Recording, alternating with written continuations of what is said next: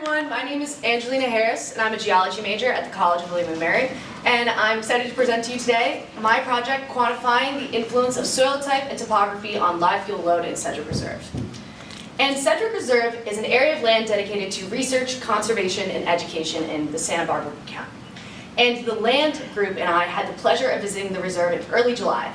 And this is an image I took while we were in the field evaluating fractional cover. And as you can see here, this is really interesting, distinct patch of homogeneous land cover. And that got me really curious about what could potentially be causing that. The day after we left Sedgwick Reserve, the entire thing caught on fire. By the entire thing, I mean approximately 3,000 acres. But that brought me to my science question. How does soil composition and topography influence live fuel quantity and composition in Sedgwick Reserve? And when we're talking about live fuel load, we're referring to the alive biomass that is available to burn. And studying pre-fire characteristics like live fuel can help assist in land management practices, educate preventative wildfire measures, and create models to potentially help active firefighting work. And when we're understanding soil structure and dynamics, the variables like parent material, climate, topography, organisms, and time all serve to influence the structure and content of soil layers, also known as horizons. And due to the regional similarity of my study area, I chose to focus on topography as one of those most significant factors. And when I'm talking about topography, I'm specifically referring to the slope, as in the steepness of incline of the land surface, and aspect, the cardinal direction the slope faces. And now when we're getting into understanding soil structure, it's important to note that soil texture controls soil structure. And when I'm talking about soil texture, I'm specifically referring to the size of the particles and their relative proportion in the soil. And these specific particles, clay, silt, and sand, are the particles that I'm referring to. And loam plots in the middle of the triangle and is equal proportion of all of these things. And now, to get into my specific study area, I focused on an area in the southwest corner of Sedgwick Reserve. And I focused on two specific soil types, chamise and shed. And please make note for the duration of this presentation, chamise will always be in purple and shed will always be in pink.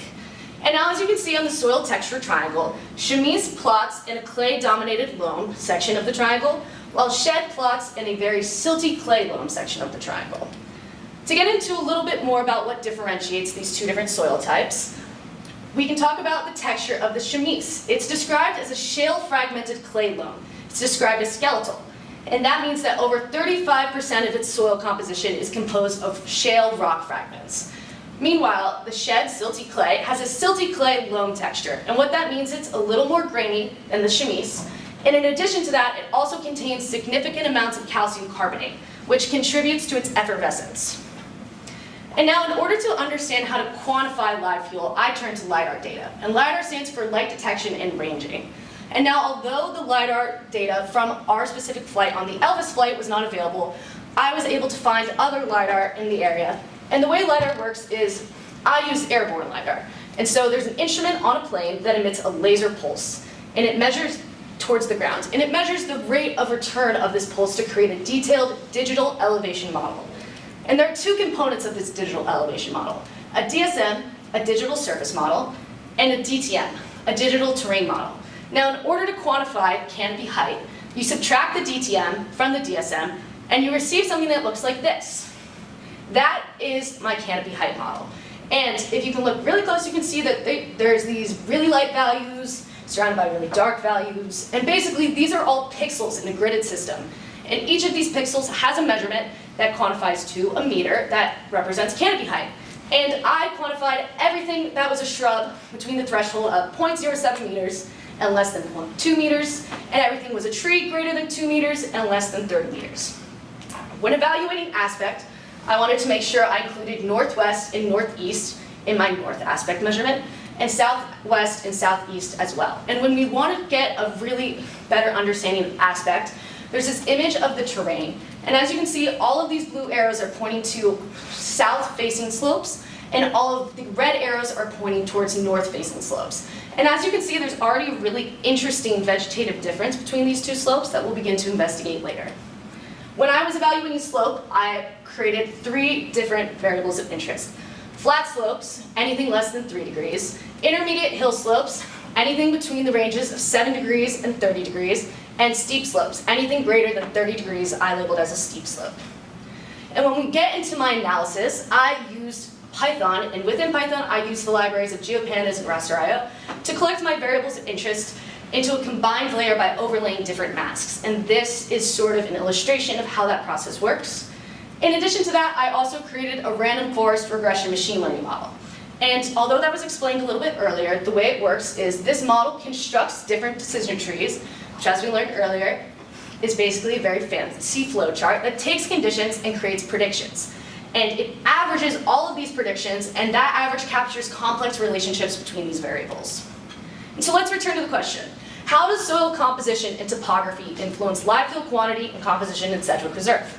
And when I'm talking about soil composition, I'm referring to my two soil types. When I'm talking about topography, I'm referring to slope and aspect. And when I'm talking about composition, I'm talking about trees versus shrubs. And so from that, we can get three different questions. Are there differences in live fuel load between north-facing slopes and south-facing slopes? Are there differences in live fuel load of shrubs between the two different soil types? And are there differences in live fuel load of trees between the two different soil types? And so to answer my first question, I compiled all of the variables that had northern aspect in this table on the left, and all of the variables that had southern aspect values in this table on the right.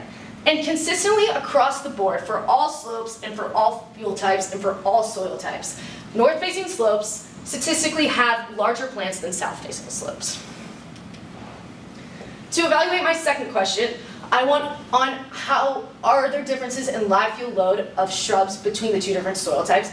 I want us to reflect on what I mentioned earlier about shed being displayed in pink and chamise being displayed in purple. And I have this collection of histograms here for you, and I want you to notice if you see a consistent pattern. Consistently across the board, shed has smaller shrubs, while chamise has larger shrubs. And so from this, we can say, regardless of slope and regardless of aspect, and all of these graphs have been normalized for the overall amount within the graph, shrubs and shed are on average smaller than shrubs and chamise. And now we can see if this narrative continues for trees. Are there differences in live fuel load of trees? And for the steep slopes, we can see that this pattern continues. There are more smaller trees in shed than in chamise. And it also continues on areas of flat slopes, as you can see here. So we can make the observation that for flat slopes and steep slopes, the results reflect that of the shrubs. The shed soil, on average, has smaller trees than that of the chamise. However, when we get into intermediate slopes, there is more variation. Trees in the shed have a similar average to that, but more frequent extremes than trees in chamise, as you can see through these histograms. And so when I was looking at my machine learning analysis, I conducted a feature importance on my random forest. And a feature importance highlights the variable most significant for predicting, in my case, live fuel load. And I found that soil type was the most important predictor for live fuel load, followed by aspect, followed by slope. Now, let's expand our understanding. We observed that shed soil has smaller shrubs and trees in certain conditions. And this could potentially be attributed to the limited soil depth, restricts root penetration in plants, and causes smaller plants in those conditions. In addition to that, the high calcium carbonate conditions create alkaline conditions that can reduce the availability of certain nutrients in the shed soil. When we are looking at the observation that north-facing slopes have larger plants than south-facing slopes, we can return to the understanding that in the northern hemisphere, southern slopes receive more solar exposure than northern slopes. And in that way, southern slopes face a higher evaporative demand than northern slopes, and that means northern slopes would have more water available for plants to grow.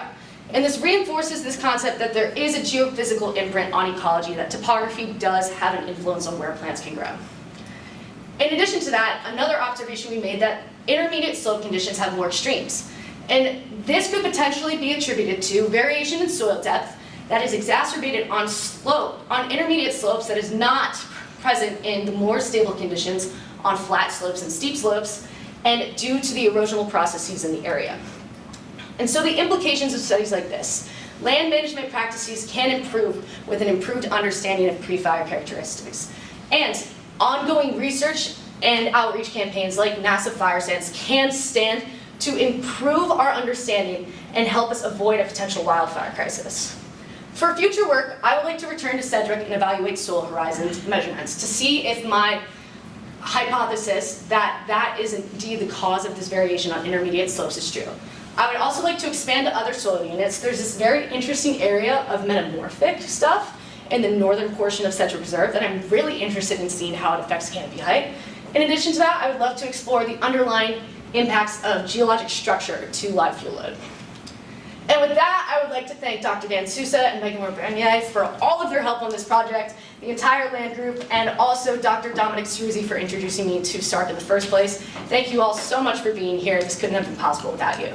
And I will take any questions.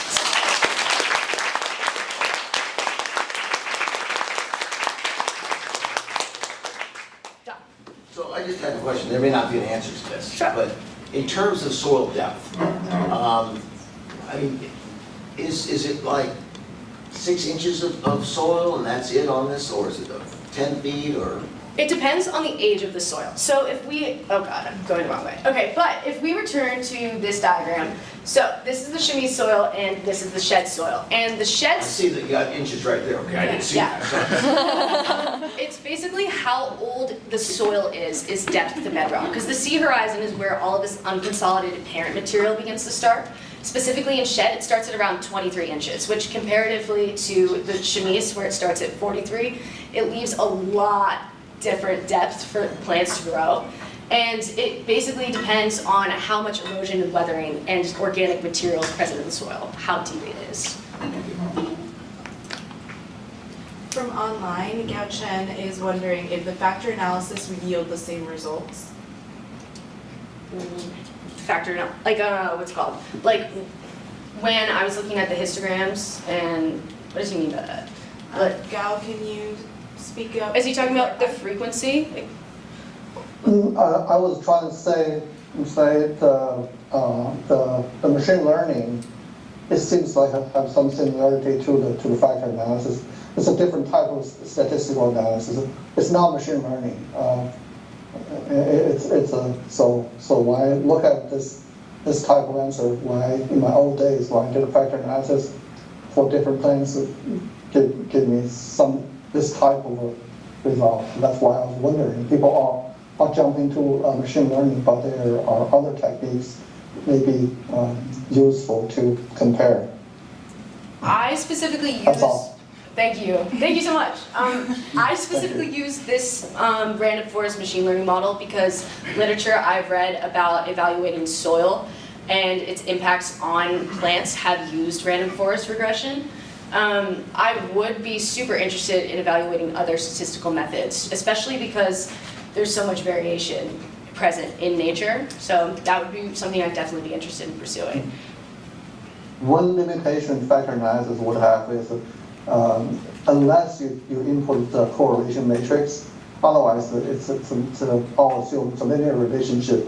So if something not linear, you may not get the right answer. That's why I was wondering. Thanks. Yeah, thank you so much. Anyone else?